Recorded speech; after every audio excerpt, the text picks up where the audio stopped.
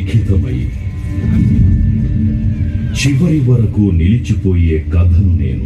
రాజ్యాలు సామ్రాజ్యాలు లేచి నిలుస్తాయి, పడిపోతాయి. వాటన్నింటి సంరక్షకురాలిని నేను. ప్రతి బాణం, ప్రతి బల్లెం భయాన్ని పుట్టించే ఖడ్గం. వీరుల గాథలను, భీరువుల పరుగులను పదాలుగా సమకూర్చాను. రాజవంశాల అధిరోహణల